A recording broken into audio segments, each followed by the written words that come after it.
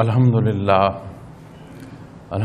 رب العالمین والصلاة والسلام علی حبیبہ محمد وآلہ وصحبہ اجمعین اما بعد فاعوذ باللہ من الشیطان الرجیم بسم اللہ الرحمن الرحیم قال اللہ تعالی فی القرآن الکریم والفرقان الحمید وَإِذَا قُرِئَ الْقُرْآنُ فَاسْتَمِعُوا لَهُ وَأَنصِتُوا لَعَلَّكُمْ تُرْحَمُونَ وَاذْكُرْ رَبَّكَ فِي نَفْسِكَ تَضَرُّعًا وَخِيفَةً وَدُونَ الْجَهْرِ مِنَ الْقَوْلِ بِالْغُدُوِّ وَالْآصَالِ وَلَا تَكُن مِنَ الْغَافِلِينَ اللهم سبحانك لا علم لنا إلا ما علمتنا إنك أنت العليم الحكيم مولایا صلی وسلم دائما ابدا اللہ حبیبک من زانت بالاسر. معزز سامعین کرام، السلام علیکم ورحمۃ اللہ. الحمدللہ انہی آیات کریمہ پر آج ہمارا تیسرا روز ہے.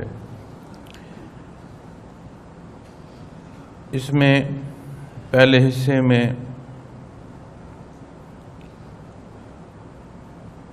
انسانی مزاج، انسان کے ساتھ جو اس امتحان میں نفس، شیطان، گرد و پیش کے حالات اور ان سارے حصوں کے اثرات پر گزارشات پیش کی ہیں.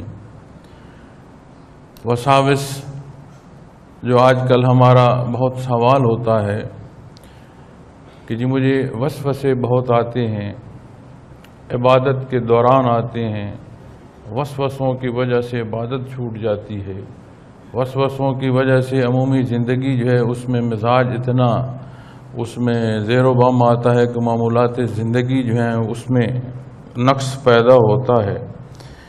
تو بے شمار اس طرح کے سوالات.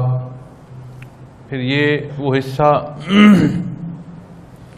اللہ کریم کا احسان کا، کرم کا، مہربانی کا کہ اس نے ذکر خفی عطا فرمایا، وہ تسلسل کیفیات قلبی کا وہ بحر جو قلب اثر محمد الرسول اللہ صلی اللہ علیہ وسلم سے جاری ہے اس سے منسلک فرمایا. پھر جب وہاں کی بات ہوتی ہے، اس تعلق کی بات ہوتی ہے، اس کرم اور احسان پر عمل کی توفیق ہوتی ہے، تو پھر جب یہ معاملات یا یہ سوالات سامنے آتے ہیں تو ضروری یہ ہوتا ہے کہ جس بات کو مان رہا ہوں اور جس حصے پر عمل کر رہا ہوں، یعنی دین اسلام کا وہ حصہ جو کیفی ہے، جب اس پر عمل نصیب ہوا تو وہ سبب ہوگا اس درجے کے ایمان کا کہ عمل ظاہری جو ہے وہ دین اسلام سے تجاوز کے کسی پہلو میں نہ آئے گا، نہ کمی آئے گی اور نہ کوئی قدم باہر نکالے گا. تو جب بندہ عین دین اسلام پر عمل پیرا ہوتا ہے تو اللہ کریم کی اس دنیا کو ویسا مانتا ہے جیسے اللہ کریم کی رضا ہے. جب یہ کمی بیشی آتی ہے، کمزوریاں آتی ہیں، اپنی خطائیں سامنے آتی ہیں، گرد و پیش کے حالات جو ہیں وہ اثر انداز ہوتے ہیں، تو پھر بندہ اپنی ایک تخیلاتی دنیا میں چلا جاتا ہے. وہ چاہتا ہے کہ جو میری پسند ہے وہ ہو، جیسے میں اپنی صحت چاہتا ہوں، اپنے حالات چاہتا ہوں، اپنے بچے چاہتا ہوں، ان کے مقامات چاہتا ہوں. گو دنیا کا حصول مانے نہ مانے دین اسلام سے جتنا دور ہوتا جائے گا، دنیا کا حصول جو ہے اس میں دھنستا چلا جائے گا. وہ طلب لالچ کو لے جائے گی.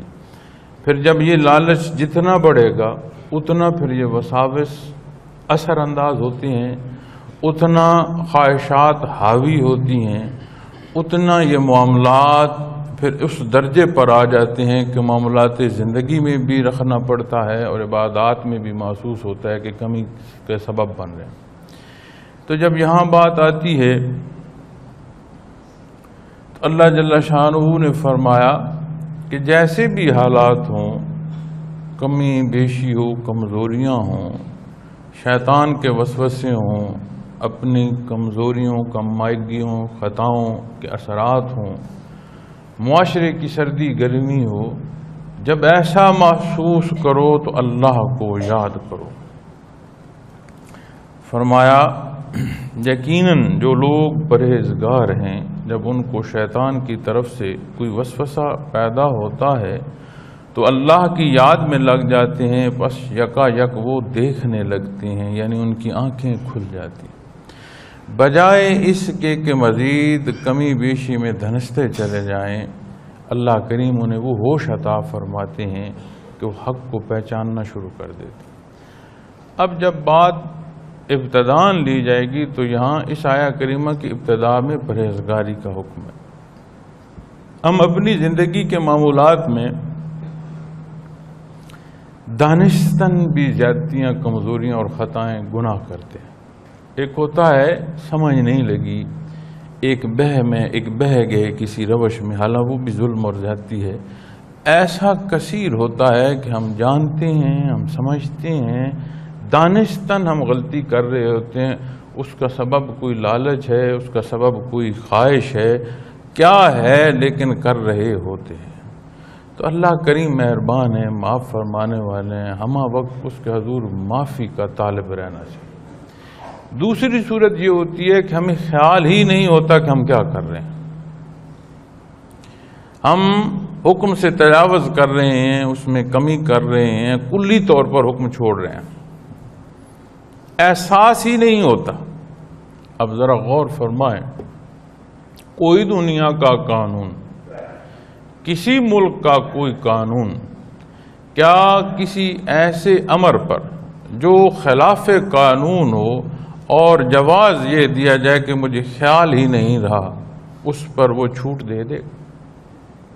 عمومی مزاج انسانی کو دیکھتے ہوئے جو انسان نے ہی قوانین نافذ کیے ہوئے ہیں بہم اپنے نظام حیات کو چلانے کے لیے، آپ اسی میں سے غور کر لیں، بلکہ الٹا سزا دی جائے گی کہ تو نے اتنا احساس بھی نہیں کیا کہ کوئی نظم و ضبط ہے، سزا زائد ہو جائے گی۔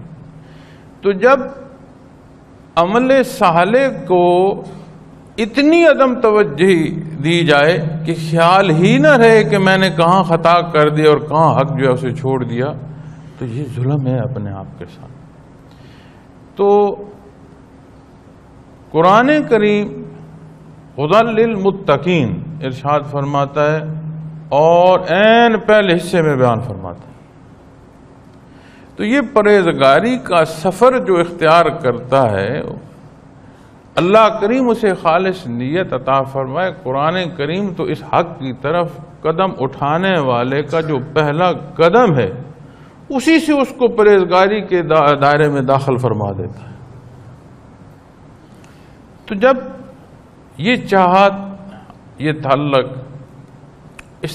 استوار کرنے کا درد، یہ کیفیات ہوں گی، تو جب بھی اس طرح کے حالات یا دلدل آئے گی، اللہ کریم مسبب الاسباب اس کو یہ سبب عطا فرما دیں گے کہ وہ پلٹ کر اسے پھر اللہ کی یاد نصیب ہو جائے گی۔ تو یہ کوئی حیثیت نہیں رکھتے وسوسے، کوئی حق کے باہر جو کچھ ہے اس کی کوئی حیثیت نہیں ہے۔ پھر انہی آیات کے ساتھ قرآن کریم کے حوالے سے بیان ہے کہ کفار کوئی بھی معاملات جب پیش آتے تھے تو وہی الہی میں جواب ارشاد فرما دیا جاتا تھا۔ تو بعض دفعہ وہی 2 دن، 4 دن، 5 دن ایسے وقفے سے بھی اللہ کریم بہتر جانتے ہیں کب کس وقت کیا حکم عطا فرمانا ہے، تو وہ ٹھٹھا کرتے تھے، مزاح کرتے تھے کہ خود ہی سے جو قرآن کریم آپ بول رہے ہیں، یہ گھڑ گھڑ کر جو نعوذ باللہ آپ ہمیں بتا رہے ہیں، تو اور بھی 2 آیات ہمارے جواب میں لے آئیں۔ تو اللہ کریم نے فرمایا، فرما دیجئے میرے پروردگار کی طرف سے جو مجھ پر وحی کیا جاتا ہے یقیناً اس کی پیروی کرتا ہوں۔ یہ دین اسلام، یہ دین حق ہے، اور ہر حصہ وہ ہے جو اللہ کی طرف سے ہے، اس میں کوئی آمیزش نہیں ہے۔ یہاں میں نے جو دوسرا ہماری نشست تھی اس میں اس کے حوالے سے یہ عرض کیا تھا کہ ہمارے لیے جو حصہ ضروری ہے، جو تفسیر ہمیں درکار ہے، وہ یہ ہے کہ قرآن کریم کے وہ معنی، وہ اصول جو نبی کریم صلی اللہ علیہ وسلم نے مقرر فرمایا ان کے پابند رہیں۔ جیسے نبی کریم صلی اللہ علیہ وسلم کو ارشاد ہوا نا کہ آپ انہیں بتا دیں کہ وہ بیان کیا جائے گا جو عند اللہ ہو، اس کا میں پابند ہوں، اس کے علاوہ اور کچھ نہیں۔ تو جو کچھ آپ صلی اللہ علیہ وسلم پر عطا کیا گیا ہے اس پر ہم پابند ہیں۔ کس طرح، کس پہلو میں؟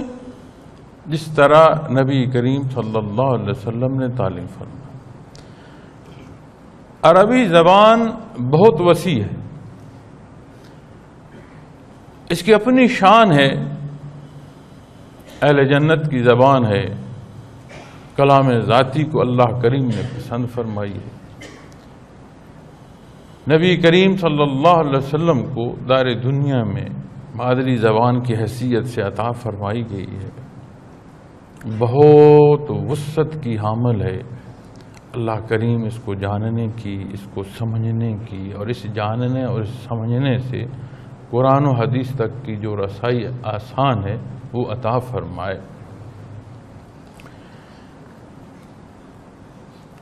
تو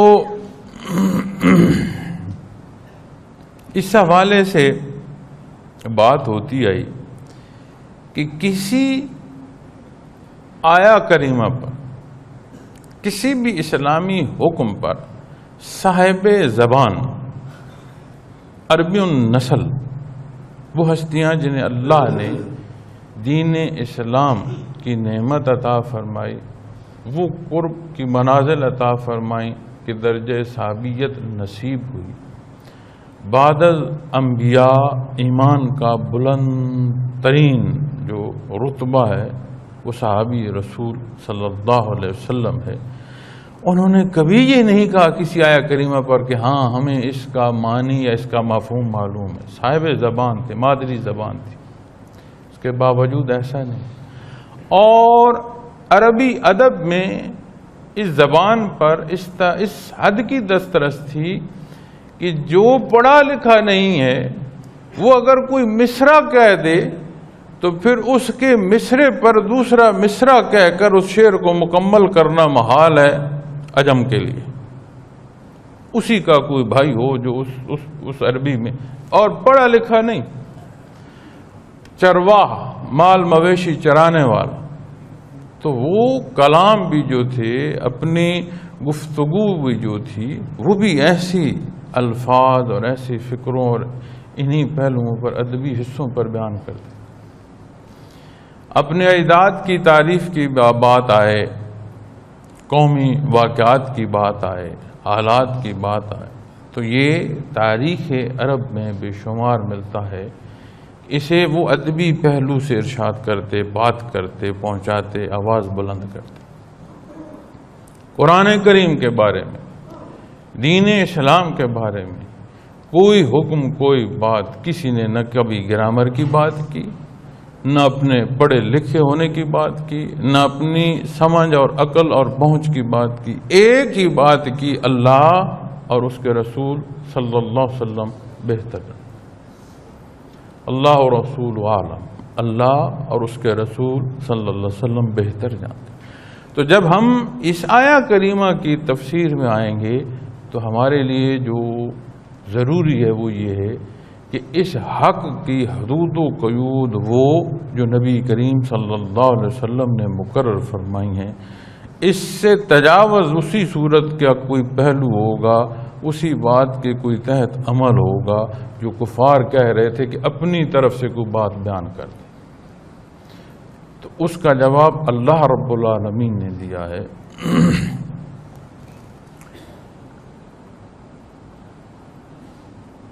من ربکم وہدی ورحمۃ لقوم یؤمنون۔ بہت خوبصورت اس ہدایت اور رحمت کے ترجمے میں حضرت جی نے رحمۃ اللہ تعالی علیہ نے بہت خوبصورت ترجمہ کیا ہے۔ فرماتے ہیں تمہارے پروردگار کی طرف سے دانش و بصیرت اور ایمان والوں کے لیے ہدایت اور رحمت ہے۔ بہت خوبصورت فکرہ ہے۔ اسی ترجمے پر سارا بیان کر دیا جائے تو شاید وقت کم ہو. بہت خوبصورت ہے. اللہ کریم ہمیں یہ گہرائیاں سمجھنے اور اختیار کرنے کی توفیق عطا فرمائے. یہاں تک 2 حصوں میں بات جو ہے وہ آپ کو پیش کرنے کی سعادت نصیب ہوئی.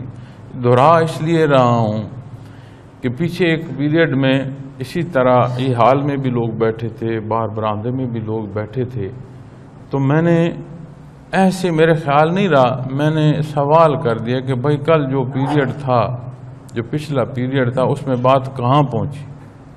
تو ساری مخلوق خاموش بیٹھی تھی. تو میں پریشان ہو گیا کہ میں نے کوئی سوال غلط کر دیا ہے یا یہ سارے اتنا بے دھیان بیٹھے تھے کہ ایک بات نہیں کسی کو یاد کہ بات کیا تھی اور کہاں ختم ہوئی. تو جب میں نے پوچھا کہ اس پیریڈ میں کون کون بیٹھے تھے تو چند ہاتھ، کوئی وہاں سے کوئی وہاں سے، چند ہاتھ کھڑے ہوئے. تو میں نے پوچھا تو اس کا مطلب ہے اب سارے لوگ تبدیل ہو گئے ہیں کہ جو آئے ہوئے تھے وہ اپنی تربیت لے کر چلے گئے اور نئے لوگ آ گئے. تو اس لیے میں نے آج بھی جو پچھلے اپنا 2 حصے ہیں ان کا مختصر سا حصہ عرض کیا ہے تاکہ اس تسلسل کے ساتھ وہ دوست، وہ ہماری مائیں بہنیں جو اس کے بعد تشریف لائے ہیں وہ بھی اس بات کو اسی پوری پہرائے میں جو ہے ان کو عرض کر دوں اور انہیں گزارش کر دوں وہ بھی اس بات تک ہمارے ساتھ آ جائیں. آج کی جو آیا کریمہ ہے اس میں اللہ رب العالمین نے ارشاد فرمایا، اور جب قرآن پڑھا جائے تو اسے غور سے سنو اور خاموش رہو تاکہ تم پر رحم کیا جائے. وَإِذَا قُرِئَ الْقُرْآنُ فَاسْتَمِعُوا لَهُ وَأَنصِتُوا لَعَلَّكُمْ تُرْحَمُونَ. قرآن کریم تلاوت کرنا سنت ہے، قرآن کریم سننا فرض ہے. اگر قرآن کریم بآواز بلند پڑھا جا رہا ہو تو پھر سننا فرض کے درجے میں آ جاتا.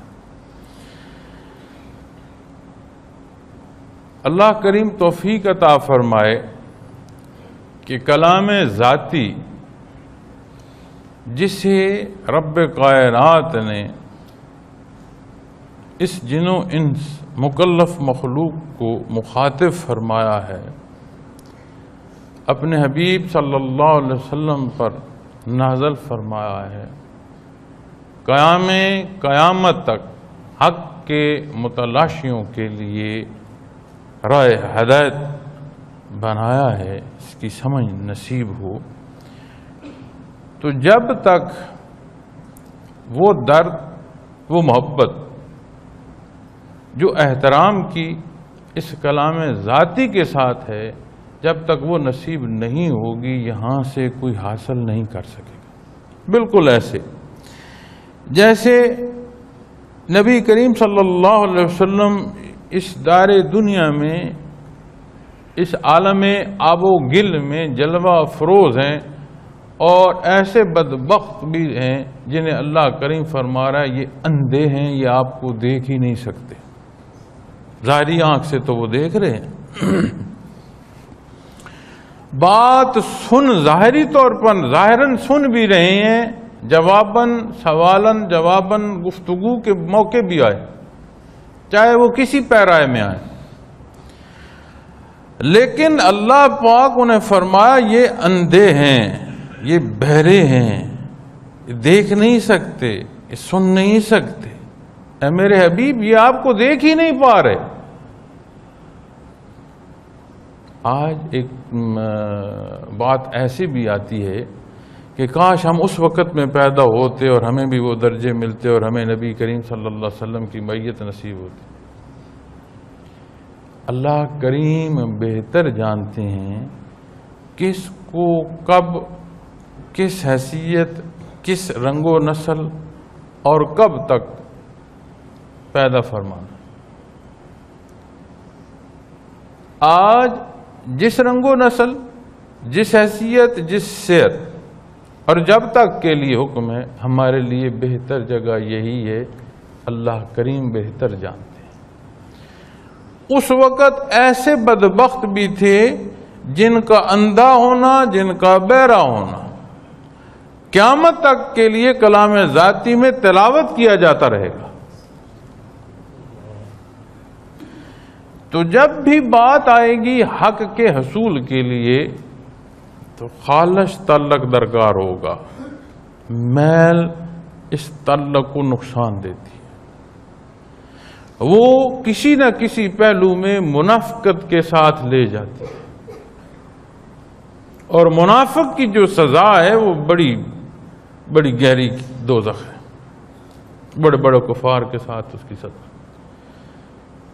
اس پر جب بندہ قرآن و حدیث سے منافقین کے حالات آخرت کے دیکھے نا، رونگٹے کھڑے ہو جائیں. تو جب بات قرآن کریم اور اس سے اس حق کے حصول کی آئے گی تو لا محالہ یہاں بھی وہ درد، وہ محبت، وہ شوق، احساس، احترام، جو بھی الفاظ دے دیں ان سب کا تعلق زبان سے نہیں، نہاں خانہ دل سے ہوگا تو حاصل کیا جا سکے. نہیں تو کیا ہے؟ اس کی مثال دنیا میں ملتی ہے. آج ہمارے معاشروں میں یہ کہا جاتا ہے کہ اسلام امن کا بھی درس دیتا ہے اور اسلام پر عمل پیرا ہو کر دنیا کی زندگی سہل اور آسان ہونے کی رغبت بھی دین اسلام میں ملتی ہے کہ ایسا بھی ہو. تو کیا سبب ہے کہ غیر مسلم جو ہیں ان کے پاس نظام حیات بہتر ہیں، وہ ہم سے خوشحال ہیں، ہماری نسبت ظاہراً جو امن ہے وہاں ہے اور یہاں نہیں. اگر تو وہ اصول جن کے تحت غیر مسلم ممالک میں امن یا دنیاوی ترقی ہو رہی ہے، اگر تو وہ اصول 14 صدیاں پہلے وہاں تھے، اگر تو وہ اصول 14 صدیاں پہلے بے شک کہیں لاگو نہ تھے، کسی ان کے صاحب نے، کسی ان کے رہنما نے، پیشوا نے تحریر کر دیے ہوں، بیان کر دیے ہوں، کہیں کوئی اس کا حصہ ملتا ہو تاریخ انسانی میں، تو بات بندہ کہے کہ ہاں جی یہ ان کے اصول. جب 14 صدیوں سے آگے ان کی تاریخ اعلیٰ اخلاقی، قانونی کسی پہلو سے نہیں ملتی کہ جس میں عمومی جو انسانی حقوق ہیں ان کے تحفظ کی بات آ جائے، قانون کے کچھ حصے اور ان کی امپلیمنٹیشن کے انداز آ جائیں، نہیں ملتے، تو پھر یہی بات اس بات پر شہادت دیتی ہے کہ یہ وہ اصول ہیں جو اللہ نے قرآن کریم میں بیان فرمائے، جن کی تفسیر، جن کی تشریح نبی کریم صلی اللہ علیہ وسلم نے فرمائی اور اسی دنیا پر رائج رہے. مجبور ہو گئے وہ ان کو تحقیق کرنے کی کہ ایک مختصر سی آبادی، ایک دہی آبادی اور ایک وہ خطہ جس میں سوائے انتشار بھوک اور افلاس کے ساتھ اور کچھ نہیں، اس نے دنیا کی جو اس وقت کی طاقتور ترین ریاستیں تھیں، جب انہوں نے اس سے ٹکر لی اسے نیست و نابود کر دیا. ایک ایسا نظام وضع کیا گیا جو اس مختصر سی آبادی سے جاری ہوا اور معلوم دنیا کے 3 حصوں پر نافذ رہا، اور مثال قائم کی کہ اگر ان سے اتفاق نہ کرنے والے کے حقوق کا بھی تحفظ ہے تو یہ شریعت اسلامی دے رہی. تو آپ کیا سمجھتے ہیں انہوں نے دین نہیں پڑھا ہوگا، اسلامی اصول نہیں پڑھے ہوں گے، قرآن کریم نہیں دیکھا ہوگا، وہ خلافت جسے نبی کریم صلی اللہ علیہ وسلم نے قائم فرمایا اس سے اصول نہیں دیکھے ہوں گے. تو جو اصول دنیاوی زندگی کے تھے اسے انہوں نے اختیار کیا، اور اپنے معاشروں کو دیکھ لیں، اپنے حالات کو دیکھ لیں کہ دینی اصول پر بام دست و گریباں ہم ہیں ہی ہیں، اور جو اصول دنیا کے ہیں وہ بھی ہم اس بات پر آ کر کہہ دیتے ہیں جی مجبوری ہے، سارا جہان کی روش یہ ہے، انہی کے ساتھ چلنا ہے، کیا کریں. تو نہ دینی حصوں پر ہمارا کو حال رہا ہے اور نہ دنیاوی حالات ہمارے اس طرح کے رہے ہیں کہ ہم انسانی قدریں تو پوری کر پاتے. تو قرآن کریم سے جس نے محض دنیا کے حصے لیے، تو جو دنیا کا اصول ہے کہ 2 + 2 4 ہوں گے، اس سے ہر کوئی مستفید ہو سکتا ہے۔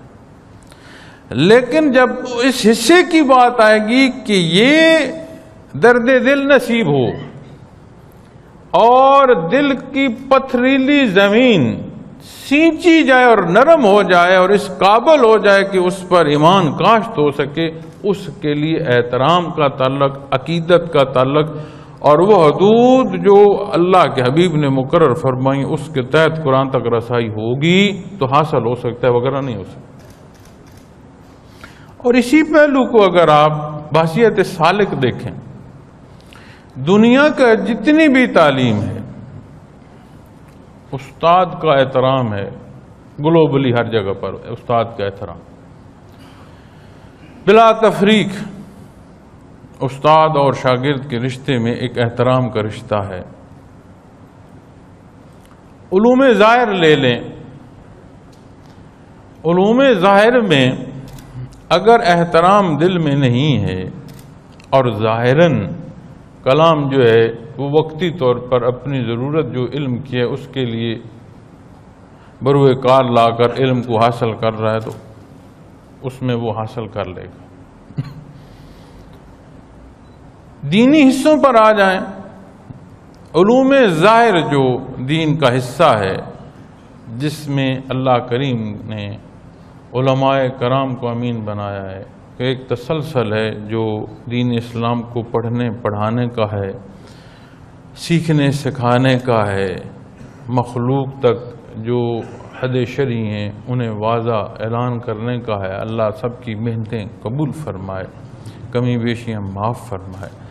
اگر کسی کو اپنے استاد کے ساتھ لحاظ اور محبت نہیں ہے تو بھی کسی درجے کا علم ظاہر حاصل کر لے گا، بھلے وہ دین کا ہی ہو، دین اسلام کا ہی ہو۔ پھر اگر استاد نہ ہو، ذرائع باقی موجود ہوں، اعلیٰ نہ صحیح ادنا درجے کا، وہاں سے وہ کچھ نہ کچھ علم حاصل کر لے۔ پھر وہ ان ذرائع میں تحریر نہ ہو، گفت و شنید ہو، تو کسی درجے کا وہ سنی سنائی باتوں سے کوئی علم کا پہلو حاصل کر لے گا۔ لیکن جس طرح قرآن کریم کے باادب پڑھنے پر اللہ کی رحمت نصیب ہوتی ہے اور اس سے تجاوز پر بندے کو سزا اتنی بھی بہت ہو جائے گی کہ رحمت سے جو ہے معزول کر دیا جائے، اسے اللہ کی رحمت نصیب نہ ہو، تو یہ ہی سزا اتنی بڑی سزا ہے کہ اللہ کریم معاف فرمائے، چاہے جائے کہ اس سے بڑھ کر اور سزائیں بھی لاگو ہو جائیں۔ اسی کیفیت کو جب آپ سالک کی حیثیت سے دیکھیں گے تو یہاں جب بات آئے گی، یہاں بات کا ایک بڑا عجیب پہلو آ جائے۔ کیفیات قلبی اس بحر سے منسلک ہوئے بغیر حاصل نہیں ہوتی۔ یہ بحر تسلسل سے ہے اور اس تسلسل کو صدری علوم کہتے ہیں۔ اب بات قلب کی قلب سے ہے تو بات ہے ہی اور کوئی نہیں ہے، وہاں کوئی گفتگو کو آواز کی تو ضرورت ہی نہیں۔ دل میں کیا ہے، اپنا دل سالک کھول کر ڈھونڈ لے کہ اس میں کیا ہے، اس تعلق اور اس رشتے میں کیا محبت ہے، کیا عقیدت ہے، کیا لحاظ ہے، وہ اپنا وہ ٹٹول کر دے گا۔ اور جہاں وہ منسلک ہو رہا ہے، اس سے زیادہ ذمہ داری کا احساس وہاں پر ہے۔ بحیثیت سالک، آپ سفر کیے، یہاں آئے، گرمی برداشت کی، مرضی کا کھانا نہ ملا، مرضی کی سونے کی جگہ نہ ملی، یہ سارا محنت اس لیے کہ اللہ اللہ سیکھی جائے اور وہ کیفیت جو کیفیات قلبی ہیں ان کا حصول ممکن ہو سکے، یہ سارا آپ کا حصہ ہے۔ بڑی نزاکت ہے اس میں، آپ کے آنے کا مقصد، آپ کی نیت، شیخ سے بحیثیت سالک رشتہ، اور یہ سارے وہ پیمانے ہیں جنہیں بیان کی ضرورت ہی نہیں ہے۔ اللہ کریم جانتے ہیں، اس کی ذات علیم ہے، یہ بھید دلوں کی ہے، آوازوں کا اس سے کوئی تعلق نہیں۔ بہت ذمہ داری ہے۔ آپ کا کیا خیال ہے اس بحر میں جہاں ذمہ داری سالکین کی اس سارے آنے کے بعد انہیں سکھانے کی ہوگی، وہاں کوئی سوال نہ ہوگا؟ وہاں کی ذمہ داری اور نازکتا رہے، لیکن اس کا معاملہ آپ کے اور اس کے بیچ نہیں ہے۔ تو جب آپ بحیثیت سالک آئیں گے تو پھر آپ کو اپنا حصہ دیکھنا ہے کہ کس حال میں آیا ہوں، جو چاہتا ہوں اس چاہت کے پیچھے نیت کس درجے کی ہے، وہ کتنی خالص ہے۔ تو جتنی وہ خالص ہوگی، مجھے یاد پڑتا ہے حضرت جی بیان میں بھی یہ چیز فرما رہے تھے، وہ فرماتے تھے ایسا نہیں ہے کہ جسے میں چاہوں اسے ہی کیفیت ملے، یہ اللہ کی تقسیم ہے۔ سبب میں شیخ کی صورت میں موجود ہوں، اس سالک کا خالص نیت کا اور خالص جو ایک محبت اور تڑپ ہے، اسے کتنا اللہ نے عطا فرمانا ہے، یہ اللہ اور سالک کے مابین۔ لیکن جہاں جس تعلق پر بیٹھا ہے ابتدا اس سارے کی وہاں سے ہو رہی ہے، تو وہاں اس تعلق کی نزاکت بڑھتی جاتی ہے۔ تو جس طرح قرآن کریم کا غور سے سننا محض اس معنوں میں نہیں آئے گا کہ صرف سماعت تک، اس کے ساتھ عقیدت و احترام ماننا اور اس احترام کے ساتھ احکامات کو اختیار کرنے کی صورت تک آئے گا، تو فرمائے پھر تم پر رحم ہوگا، اللہ کریم مہربانی فرمائیں گے۔ جس روز کسی کو چھاؤں نصیب نہیں ہوگی، اس روز چھاؤں نصیب ہوگی۔ حدت سے بچنے کو کوئی جگہ نہیں ہوگی، ٹھنڈک نصیب ہوگی۔ پوچھنے والا کوئی نہیں ہوگا، شفاعت محمد الرسول اللہ صلی اللہ علیہ وسلم نصیب ہوگی۔ پھر اگلے حصے میں آ گئی آیا کریمہ وَاذْكُرْ رَبَّكَ فِي نَفْسِكَ تَضَرُّعًا وَخِيفَةً وَدُونَ الْجَهْرِ مِنَ الْقَوْلِ بِالْغُدُوِّ وَالْآصَالِ وَلَا تَكُن مِنَ الْغَافِلِينَ۔ فرمایا اور اپنے پروردگار کو دل ہی دل میں یاد کریں، عاجزی اور خوف سے اور اونچی آواز کے بغیر، صبح و شام یعنی ہمہ وقت، اور کبھی بھولنے والوں میں شامل نہ ہوں۔ انہی آیات کریمہ کے تسلسل میں دیکھتے ہیں اور کلام ذاتی کے احترام میں دیکھتے ہیں، تو یہ آیا کریمہ بڑا واضح مفہوم بیان فرماتی ہے کہ یہ جو قرآن کریم سے حق سے حاصل کرنا، رہنمائی پانا، حق کے رستے کو سمجھنا اور اس پر عمل پیرا ہونا، اور ایک مسلسل جید ہے جو اس دار فانی میں تا وقت فرصت اختیار رکھنا ہے۔ اس کے لیے ضروری ہے کہ ظاہری تعلق کافی نہیں ہے، یہاں یہ وابستگی ظاہراً نہیں نبھا پائے گی، اور دل انسانی اگر عمومی قلبی کیفیت کی بات کریں نا جی، تو بادشاہ ہے دل کا، وجود کا۔ جس طرف کی رغبت اس کے سامنے آئے گی، آپ دنیا کی مثالیں لے لیں، کوئی فرد ہو، کوئی حیثیت ہو، کوئی شے ہو، کوئی مقام ہو، کوئی پہلو بھی ہو، یہ جب اس کی طلب میں لگ جاتا ہے تو پورا وجود سرگرداں ہو جاتا ہے، اسی طرف دوڑتا ہے، لپتا ہے، بھوکا ہے، پیاسا ہے، دکھ میں ہے، سکھ میں ہے، تکلیف میں ہے، سردی میں ہے، گرمی میں، پرواہ نہیں، اس طرف دوڑ رہا ہوتا ہے، چونکہ چاہت وہاں اس جگہ کی ہے۔ جب اللہ کے کلام کو خلوص دل کے ساتھ اور احترام کے ساتھ سمجھا، سیکھا اور عمل کیا جائے گا، تو اللہ کریم اس کے تسلسل کا حصہ بیان فرما رہے ہیں کہ کیسے اس کے ساتھ جڑے رہو گے۔ چونکہ انسانی مزاج کا ایک حصہ یہ بھی ہے کہ یہ اس کے جذبات وقتی ہوتے ہیں. لمحاتی طور پر ایسی صورت بھی وارد ہو سکتی ہے کہ بندہ جان دے بھی سکتا ہے اور بندہ جان لے بھی سکتا ہے. ہمہ وقت وہ کیفیت نہیں رہ سکتی. ایسی کیفیت بھی آ جاتی ہے کہ بندہ اپنا سارا کچھ جو ہے وہ کسی کے نام کر سکتا ہے، اور اسی پر دوسری صورت ایسی بھی آ سکتی ہے کہ وہ کہ میں نے یہ کیا یخ ماری ہے. وہ بڑا فاصلہ ہے دونوں باتوں میں. ایک فرد کو اپنی زندگی کا، اپنی حیات کا، اپنی سانسوں کا مقصد قرار دینے والا اسی فرد کو دوسرے موقع پر اپنے لیے یاد کرنا بھی وہ بار سمجھتا ہے. اپنے تجربات زندگی میں دیکھ لیں، اپنے معمولات زندگی میں دیکھ لیں، یہ روزمرہ کی صورتیں پیش آتی. پھر ایسا بھی دیکھا گیا ہے کہ آپ ان عمومی حالات سے ہٹ کر دین اسلام کے پہلو پر آ جائیں. جذباتی خوبصورت الفاظ، خوبصورت انداز بیان، حالات، محفل، دین پر جو سبق دیا جا رہا ہے اس میں بندہ محسوس کرتا ہے کہ مجھے دین جو ہے اس پر، اسلام پر عمل پیرا ہونا چاہیے، میں درست نہیں کر رہا جو تجاوز کر رہا. تو جب تک وہ اثر رہتا ہے، جب تک وہ ساتھ رہتا ہے، وہ اسی درجے میں عملی طور پر دین اسلام پر عمل پیرا ہوتا چلا جاتا ہے. جو ہی اس حالات سے نکلتا ہے، اپنے معمولات میں آتا ہے اور گرد و پیش کی صورت بدلتی ہے تو اس کا اثر پڑتا ہے، تو اس کا مزاج میں ٹھنڈک آ جاتی ہے، اس درجے کا بعمل نہیں رہتا.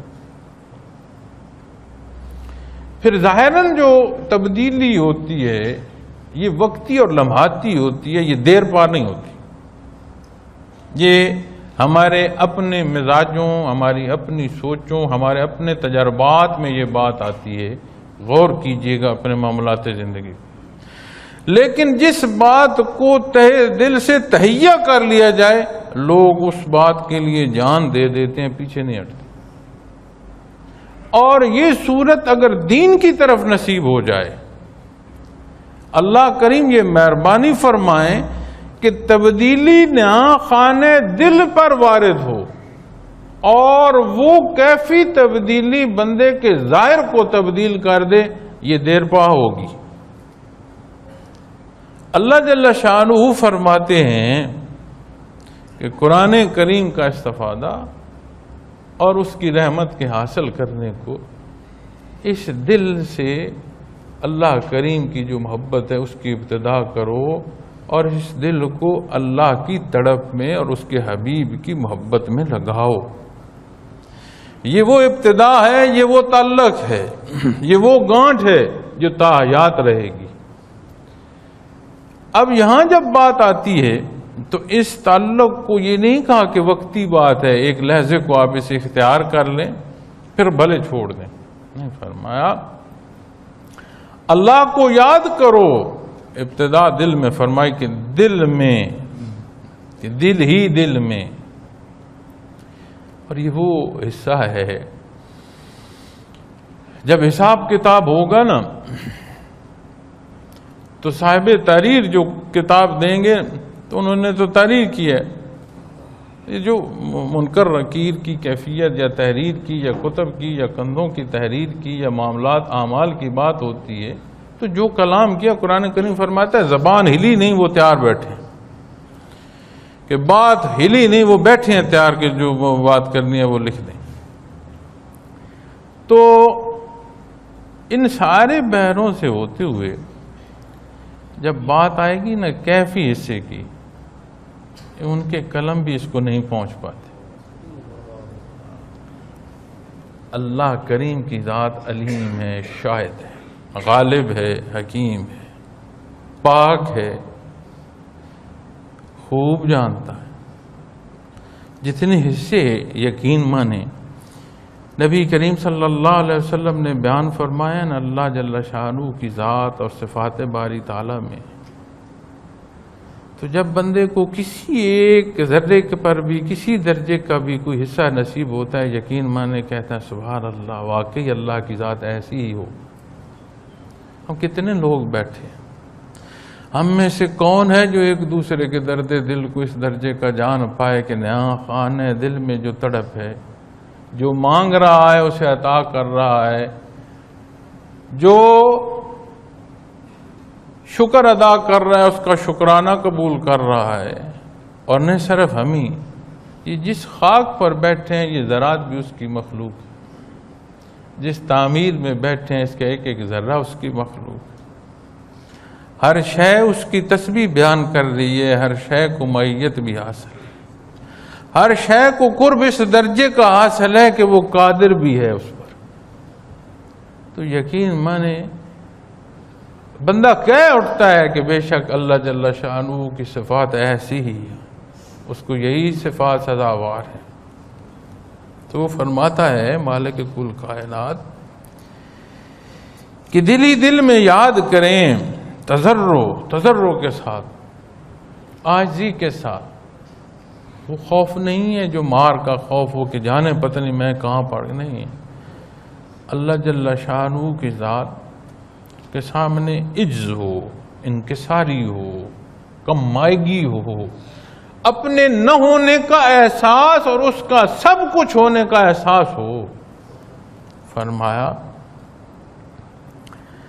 اس عاجزی اور خوف سے اور اونچی آواز کے بغیر، ودون الجہر من القول، بول کی جو آواز ہے جس پہ زبان استعمال ہوتی ہے اس سے نہیں، کم ہو، دھیمی ہو، بالغدو والآصال، صبح ہو اور شام ہو، یعنی صبح و شام ہو۔ پھر فرمایا ولا تکن من الغافلین، اور بھولنے والوں میں سے یعنی غافلوں میں سے نہ ہو جانا، اس کا تسلسل ساتھ رکھو۔ تو یہ وہ سارا رستہ ہے جس پر اللہ کی رحمت عطا ہوتی۔ اس آیہ کریمہ کو تصوف میں، سلوک میں، کیفیات قلبی کے بحر میں قرآن کریم سے طریقہ ذکر اور ذکر کے حکم کے ضمن میں بھی دیا جاتا ہے۔ آپ قرآن کریم کے سمجھنے سے لے آئیں، ہمہ وقت یہ تعلق درکار ہے، صدق دل سے درکار ہے، اور اس کا انقطاع جہاں بھی آتا ہے اسے غفلت فرمایا، اور فرمایا غافلوں میں سے نہ ہو جانا، اسے بچنے کا حکم ہے۔ یہاں جب اس بات پر آتی ہے تو طریقہ ذکر جو خفی ہے اس کو قرآن کریم نے جیسے سالک کو بٹھا کر بلا کر سمجھا دیا ہے کہ ایسے اللہ اللہ کو کیا کرو، اللہ کو اس طرح یاد کرو، اس میں دوام نصیب ہوگا۔ قرآن کریم میں ذکر کا کرنا اور ذکر کا کثرت سے کرنا ملتا ہے۔ اللہ کی یاد بے شمار دفعہ ارشاد فرمائی گئی ہے، مختلف پہلوؤں پر فرمائی گئی ہے، نماز کی ادائیگی، روزی کی تلاش، جہاد کے ساتھ، معاملات کے ساتھ، ہر حصے زندگی میں بیان ایسے بھی فرمایا ہے کہ اگر بھول جاؤ تو پلٹ کر پھر یاد کرو۔ وَاذْكُرْ رَبَّكَ إِذَا نَسِيتَ، ہر پہلو کے ساتھ اللہ کی یاد اور کثرت سے فرمایا کرنے کا۔ یہ وہ طریقہ ہے، یہ وہ انداز ہے جس سے عمل کثیر ذاکر کو نصیب ہو سکتا ہے۔ اس کے علاوہ کوئی طریقہ نہیں ہے جس سے اس عمل کو کثرت آئے۔ بچے کی سانسیں نہیں چلتی، دل کی دھڑکن چل پڑتی ہے، سانسیں ٹوٹ جاتی ہیں، دل کی دھڑکن بعد میں جا رکتی ہے۔ یہاں ہمارے دادا جان کا انتقال یہیں عرفان میں ہوا۔ بہت سادہ مزاج، لیکن اپنی بات کے بڑے پختہ تھے، جو کہا ہے جو کرنا ہے وہ کرنا ہے، اس پر بہت پختہ تھے، اس میں پھر لچک نہیں رکھی۔ تو یہاں شاید جو ساتھ ذمہ دار تھے یہ بھی یہاں بیٹھے ہیں، ڈاکٹر صاحب بھی حیات ہیں۔ جس روز ان کا وصال ہوا تو حضرت جی کو اطلاع دی گئی، حالانکہ شام کو وہ مل کر آئے تو ڈاکٹر صاحبان نے اطلاع دی کہ جی بابا جی جو ہیں وہ انتقال کر رہے ہیں۔ اتنی ہی دیر لگی ہے کہ حضرت جی اس رہائش سے 7 رہائش تک گئے ہیں۔ تو جب وہاں گئے ہیں تو جو ہمارے ساتھی ڈاکٹر صاحب ہیں، حیات ہیں، اللہ انہیں زندگی صحت دے، وہ خود شاہد ہیں اس بات کے، تو وہ پریشان ہو گئے، وہ گھبرا گئے، ایسے کانپنا شروع ہو گئے۔ ڈاکٹر صاحب کیا بات؟ کہ حضرت مجھے نہیں سمجھ آ رہی، میں نے آپ کو اطلاع فوتگی کی دے دی ہے، دل ان کا دھڑکے جا رہا ہے۔ شاہد ہیں، وہ موجود ہیں، حیات ہیں، ان سے پوچھیں۔ تو وہ متذبذب اس لیے ہو گئے کہ بہت بڑی بات ہے کہ میں نے حضرت کو یہ کہہ دیا کہ آپ کے والد محترم انتقال کر گئے ہیں، اور وہ ابھی ان کے وجود میں دل دھڑک رہا ہے۔ تو وہ تو اس حوالے سے کانپ گئے نا کہ میں نے کیا کر دیا۔ تو حضرت جی نے فرمایا ڈاکٹر صاحب چھوڑیں، یہ آپ کے میڈیکل کی باتیں نہیں۔ تو یہ وہ دھڑک ہے جو سانسیں تو پتہ نہیں کس وقت نصیب ہوتی ہیں، حیات کی رمق جب آتی ہے تو پہلے دل دھڑکنا شروع کر دیتا۔ لوگ بے سدھ ہو جاتے ہیں اور جب دھڑکنیں رکتی ہیں تو پھر موت کی حقیقت واقع ہوتی ہے۔ کون سا ایسا عمل ہے جو اس دھڑکنے سے بھی اور کثرت میں چلا جائے؟ دیکھنا، سننا، بولنا، چھونا، محسوس کرنا، یہ ساری صورتیں تو پتہ نہیں کہاں دور رہ جائیں گی۔ دل کے دھڑکنے کے ساتھ لاؤ نا کسی چیز کو۔ تو کون سا طریقہ ایسا ہو جو اس دل کے دھڑکنے کو بھی پیچھے چھوڑ جائے اور اللہ کی یاد اس سے بھی بڑھ جائے؟ یہ آیا کریمہ وہ طریقہ سکھا رہی ہے، سالک کو سمجھا رہی ہے ایک ایک انداز، کیسے اس کو اختیار کرو گے تو اس طریقے کو حاصل کر پاؤ گے۔ اپنے پروردگار کو دل ہی دل میں یاد کرو، یعنی یاد کو جوڑ لو دلوں سے، اپنے قلب میں اس گانٹھ کو اس پختہ لگا لو کہ یہ یاد جو ہے یہ چھوٹ نہ پائے۔ قلبی تعلق تیرا جو بادشاہ کی کیفیت کا حصہ تجھے اللہ نے دیا ہے، اسے اللہ کے حضور ہی سربسجود کر لو۔ اس کی خواہشات، اس کی چاہتیں پابند ہوں اس حکم کے تحت، حدود و قیود وہ دیکھے جو اللہ اسے عطا فرما رہا ہے۔ اس کے لیے کیا درکار ہے؟ اس کے لیے عاجزی درکار ہے۔ عاجزی کیا ہے؟ مجھے یہ نہیں پسند، یہ عاجزی نہیں ہے۔ میں یہ نہیں چاہتا، یہ عاجزی نہیں ہے۔ میں نے حضرت جی سے عرض کی، میں نے کہا اگر آپ اجازت دیں تو جس طرح سالکین کے لیے لنگر تقسیم ہوتا ہے، جو کھانے کے انتظامات ہیں اور رہائش کے حصے ہیں، اگر آپ فرمائیں تو انہیں اور بہتر کر دوں؟ فرمانا اس کھانے کا ٹھنڈا ملنا، اس گرمی میں گرمی کے ہوتے ہوئے رہنا، یہاں سردی میں سردی کو برداشت کرتے ہوئے اتنا بھی کوئی سالک نہیں کر سکتا کہ اسے اللہ کا تعلق درکار ہے تو پھر وہ حاصل کرنا چاہتا ہی نہیں ہے۔ اور ان کا اتنا بھی کوئی نفس کو نہیں مار سکتا کہ اسے اپنے وقت کا سونا، پسند کا کھانا میسر نہ ہو تو اسے تکلیف محسوس ہوتی ہے۔ اگر اتنی بھی چاہت نہیں ہے تو میرا بیٹا وہ اللہ اللہ سیکھنے ہی نہیں آیا۔ اگر تو اللہ اللہ سیکھنے آیا ہے تو ہم تو پتھروں پر بیٹھ کر اللہ اللہ سیکھتے تھے، ہماری ٹانگوں پر نیل پڑ جاتے تھے، ہوش نہیں رہتے تھے کہ کہاں بیٹھ کر ذکر کر رہے ہیں۔ فرماتے ہیں ٹانگوں پر نیل پڑ جاتے تھے، اتنی حدت ہوتی تھی کہ خون آنا شروع ہو جاتا تھا سانسوں میں۔ کہ یہ تو آسان ہے۔ تو اگر اس کیفیت میں سے سالک گزر رہا ہے تو ایک بات بغیر بولے، بغیر کہے، بغیر سمجھے سمجھائے ادا ہو رہی ہے کہ یہ ٹھنڈی جگہ یا گرم جگہ،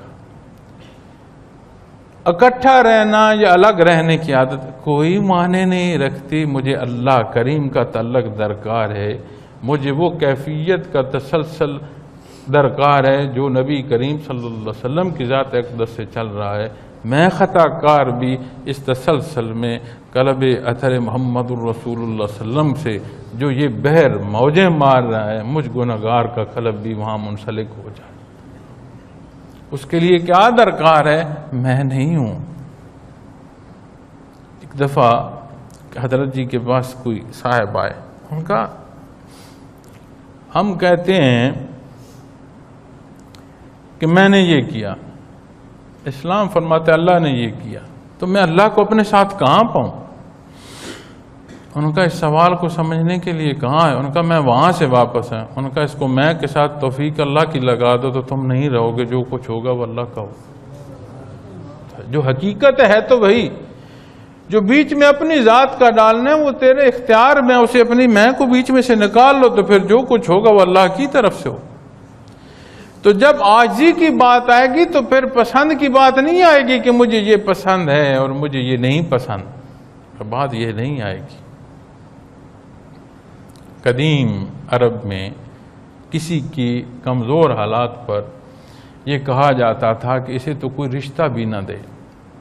صحابی رسول صلی اللہ علیہ وسلم گزر رہے تھے تو ظاہری جو ان کی حالات اور واقعات تھے اس پر کسی نے یہ بات عرض کی، اور یہ بات ہو رہی تھی کہ انہیں تو کوئی رشتہ بھی نہ دے، یعنی یہ اتنے معاشرے میں کمزور حیثیت پر اور اتنے حالات پر ہیں۔ تو نبی کریم صلی اللہ علیہ وسلم نے فرمایا لیکن یہ جو دعا اللہ کا حضور کرے یہ قبول ہو جائے۔ تو ظاہراً ناب تول تو ظاہری لوگوں کا ہے، باطنی حصے تو وہ ہیں جو اللہ جل شانہ کا حضور سالک لے کر بیٹھا ہے۔ تو جب یہ عجز آتا ہے نا کہ اپنی ذات نہیں ہے، میں نہیں ہوں، تو پھر جو کچھ ہے وہ اللہ کی ذات ہے، تو پھر ایسا نہیں ہو سکتا کہ ماننا کچھ اور ہو اور عمل کچھ اور ہو۔ عمل اس کے تحت آتا ہے، عالم نہیں ہے، پڑھنا لکھنا جانتا نہ ہو، رسائی نہ ہو کسی عالم تک، اس کے باوجود بھی ٹھوکریں کھاتا پھرے گا کہ کوئی عمل ایسا نہ ہو جو تجاوز کا نہ ہو جائے، میں سیکھ کر عمل کروں۔ یہ نہیں ہوگا کہ میں یہ کیا کہیں گے کہ جی مجھے اتنا بھی نہیں معلوم۔ بھائی کوئی کیا کہے گا، میرے عمل کا پیمانہ تو وہ ہے جو اللہ کے حضور صدق دل سے ادائیگی ہے، اور اس کا طریقہ وہ ہے جو نبی کریم صلی اللہ علیہ وسلم نے بیان فرمایا۔ اب اس طریقے کو نہ پاؤں تو یہ تعلق کیسے استوار ہو؟ تو اس کی ذات نہیں ہے، وہ ڈھونڈے گا ایک ایک عمل کو، تصحیح کرے گا، صحیح عمل کی کوشش کرے گا۔ فرمایا یہ عاجزی اور خوف کی بھی بڑی صورتیں ہیں۔ مار کا بھی خوف ہے، جان سے مار دینے کا بھی خوف ہے، اپنی حیثیت کے چھن جانے کا بھی خوف ہے، اپنے پاس قوت و طاقت ہے، قوت نافذہ کی طاقت ہے، اس کے چھن جانے کا بھی خوف، بے شمار خوف ہیں۔ اور ہماری زبان تو لشکری زبان ہے، بے شمار لوگوں کے ملنے سے کوئی لفظ کہیں سے کسی نے بولا، کوئی لفظ کہیں سے کسی نے بولا، تو لگ بھگ 1000 سال تاریخ ہے اس زبان کی۔ لیکن جب اس کیفیت کو تمام زبانوں کی جو اللہ کریم نے سردار زبان عربی بنائی ہے وہاں لے جاؤ گے تو ایک کیفیت خوف کی جو وہاں بیان کرتی ہے حضرت، اس کا بڑا خوبصورت ترجمہ کرتی ہے متقی کے حوالے سے کہ تقویٰ کیا ہے۔ تقویٰ کہہ دیتے ہیں ڈر، تو یہاں کیا درکار ہے؟ میرا اللہ مجھ سے ناراض نہ ہو جائے، عشق کا یہ درجہ ہو کہ میرا کوئی عمل ایسا نہ ہو جس سے میرا محبوب روٹھ جائے، اسی بھی تو ڈر کہتے۔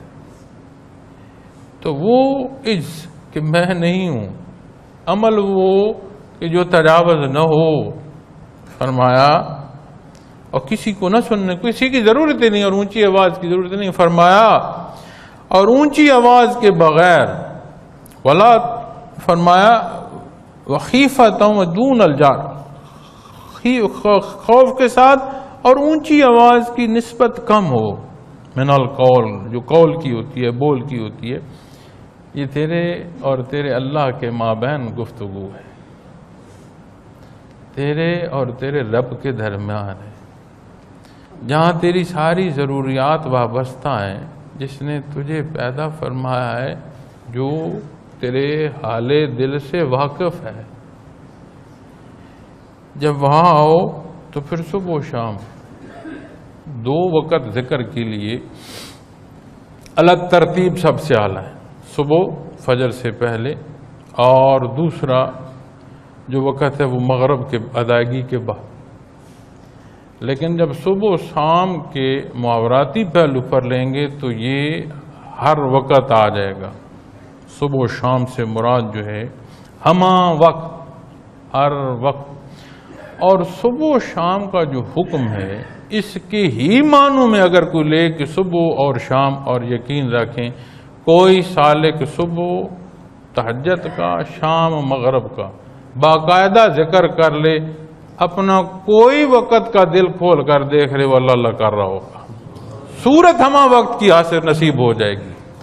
اور اگر اس صورت کو ہمہ وقت کا دیکھ کر ہی اختیار کرے تو پھر کیا صورت ہوگی؟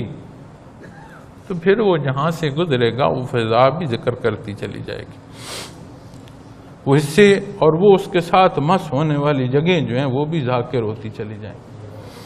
میں حضرت جی کے ساتھ تھا، مدینہ منورہ میں تھے، تو زیارات کے لیے گئے تو کچھ جگہیں ایسی تھیں جو نبی کریم صلی اللہ علیہ وسلم کی ذات کے حوالے سے، آپ کے وجود پاک کے مس ہونے کے حوالے سے، تو ایسی جگہ تھی۔ تو ہر بار جب موقع ملا جانے کا تو پہلے کی نسبت وہ جگہیں کم ہو پائیں، تو میں نے عرض کی، میں نے کہا عجیب صورت ہے کہ کتنی صدیاں یہ چیزیں محفوظ رہیں اور آج آ کر ان چیزوں کو حذف کیا جا رہا ہے، مٹایا جا رہا ہے۔ ایک ہوتا ہے کسی چیز کو پردے میں کر دینا کہ کسی کی رسائی نہ ہو، ایک ہوتا ہے اس کے وجود کو ہی ہٹا دینا۔ تو کیا دکھ کی میں نے بات کی تو مجھے فرمانے لگے، بیٹا ان صدیوں میں کوئی نہیں ہلا سکا، آج کس کی جرت تھی ان کو ہلاتا؟ فرمایا ہم اس قابل نہیں رہے کہ ہمیں یہ زیارات نصیب ہو۔ فرمانے لگے میرے بیٹا ہمارا کردار نہیں رہا، ہم اس قابل نہیں ہیں کہ ان چیزوں کی زیارت نصیب ہو، اس لیے کون تھا صدیوں میں نہیں مٹا سکا، ان کی کیا جرت ہے کہ وہ آج کو انہیں مٹا دے، ہم اس قابل نہیں۔ تو فرمانے لگے میرے بیٹا آج بھی اگر کوئی ان حصوں کو جو نبی کریم صلی اللہ علیہ وسلم سے مسیں دیکھنا چاہتا ہے تو فرمانے اس فضا کو دیکھو، جہاں تک نبی کریم صلی اللہ علیہ وسلم کی نظر مبارک ہے، فرمایا انوارات ہی انوارات ان فضاؤں میں بھی نظر آتے ہیں، ہے کوئی دیکھنے والا تو کوئی نہیں روک سکتا اس کا دیکھنا۔